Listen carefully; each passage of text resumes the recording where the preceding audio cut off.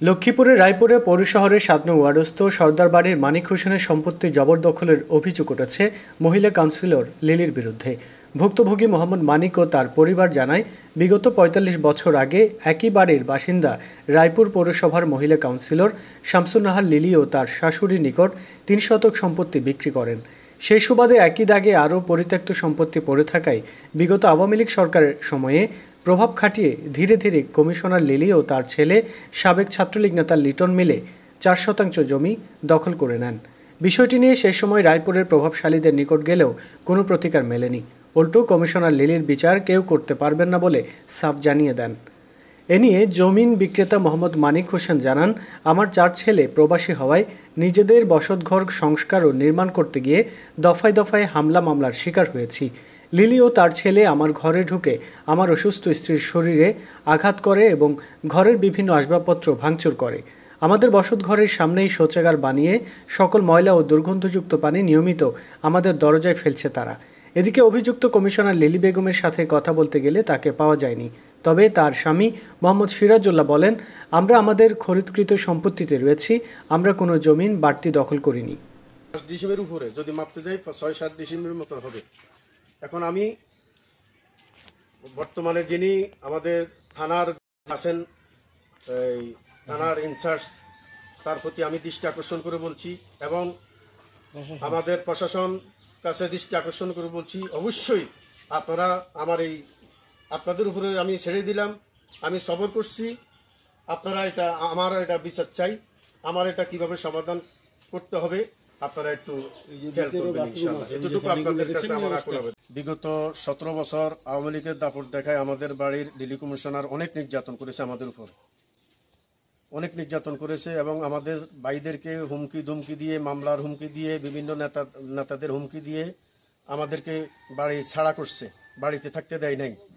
এবং আমাদের পারিবারিক যে জায়গাটা, এটা নিয়ে দীর্ঘদিন ধরে সে তালবাহানা করছে, সে বিভিন্ন রকমভাবে প্রতারণা করছে আমাদের সাথে। আমাদের কাছ থেকে জমি কিনছে সে ১.৫ ডিসিম, সে দখল করে বসছে ১০ ডিসিমের মতন কাছাকাছি হিসাব করতে গেলে। এখন এরপরে সে তার বাথরুমের ট্যাঙ্কির পানি সবসময় আমার ঘরের সামনে দিয়ে চলে যেতেছে। আমি একটা দিন ঘুমাইতে পারি নাই দুর্গন্ধের জ্বালায়। এরপরে আমাদের হাঁস মুরগা ওইদিকে গেলে সেই মারি ফেলায়, বিভিন্ন রকমের নির্যাতন আমাদের উপরে করে। সেই সবসময় আমার উপরে যা অত্যাচার ও বিচার তার পোলারেদি করাইছে, ঘরের ভিতরে কিছু হইলে দাও শ্রেণী লই দৌড়াই যাই, ইয়ারা মাইয়ারা দুয়ার আটকা চলে দুয়ার দ্বার পর্যন্ত ভাঙি এলা। অনেক সময় ওই রুবেল কমিশনের কাছে কইলে কয় কি, এর বিচার আমরা করতে পারতাম না। রাসেলের কাছে কইলে কয় না, এর বিচার আমরা করতে পারতাম না। কমিশনার একই কথা। ৩বার কমিশনার হয়েছে মিলি কমিশনার। হ্যাঁ, আর মিছিল মিটিং আওয়ামী লীগের সময় সম্পূর্ণ মহিলা টয়লা যোগাইতো আমাদের খুব নেত্রী, তেজি নেত্রী। এই গতিকে থানা কন, ওই বাকি মিয়া কন, খোকন মিয়া কন, ওই বাবুলাডান কন, যতজনে কেউ তার কথা শুনে না। আবার যদি পুলিশ টুলিশ হয়তো কিছু কইলে টইলে আইলি সোজা ঘরের দিকে যায়, এরা সোজা বাড়ি চলে যাবে, বুঝলেন নি? ইয়ার পরে শুরু হয়, আচ্ছা তুই কিছু করতে পারবি, আমি যা করি আমি বুঝলেন আমার ডিউটি, বুঝলেন নি? এইভাবে ইয়ার পরে এই বড়ি গাছটা আমার ঘরে কিনা, এই বড়ি গাছটা আমার পরিবারে কয় তো সবই বিচারিয়া বড়ি কি কলি কই ঠাস করি গাল বেড়া সবার দিছে, 2বার মারছে সে অবশ্য। আর হোলাগো বোর হমান মারছে কি?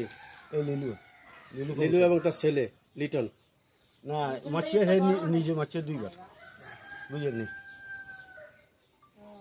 ইয়ারে হোলারে দিতে আরে তো মাইয়ারা ঘরের ভিতরে থুই দিছে। আর ইয়ারে হোলা এই যাচ্ছে সময় ইয়ানো খাড়াই হোলা এর পর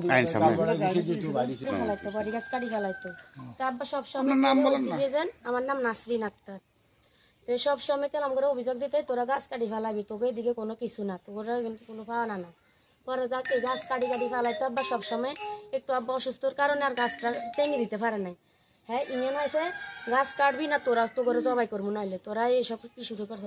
পরে আমার আব্বা কয় এরকম করস কা, গাছ এরকম সবাই জায়গাতে করে, সবাই জায়গাটা কিন্তু গাছটা তো আমগো জায়গাতে, তো কি হয়েছে হ্যাঁ কি করে কুয়াই এই জায়গায় আনে থুবাই ফরসাপ করে দিব ওলা ফ্যান্ডে পায়খানা করাইব মানে যেন ঝগড়া করি একই কথা তোরা বেশি কিছু করবি তোর কেউ নাই তোর বাপের আমরা জেলে ঢুকামো জেলের ভাত খাওয়ামো এটা করে যাইয়ে আব্বা ছিল ঘরে আব্বা ছিল সোয়াত মা ছিল নামাজে আব্বা কাছে এরকম চুপ ছিলিস না আমি সুস্থ তো নাই অসুস্থ তোর গাছ কাটে দিব এটা কইছে লিটন তুই আনো দাঁড়া রেছিস কা তুই কবে না দিবি ছেলেরা শিখা দিতেছে হ্যাঁ কিচ্ছে কি এত বড় একটা রামতা লই না কি কয় এত বড় একটা লই মা ছিল মা আব্বারে দেখে নাই আব্বা ছিল মুসের ভিতরে পরে যা গেছে পরে মা ছিল নামাজের নিয়ত বাঁধছে এই টাইম মার হিজাব ধরে টান দিয়ে নিচে ফালাই দিছে ওনার থেকে আমরা 3 ডিসিম জমি কিনছি 3 ডিসি জমি 8 পয়েন্ট জমি এখন আমরা পাই নাই 8 পয়েন্ট জমি আমরা এখনো পাই নাই আমরা কিনা জমি কিনা সম্পদ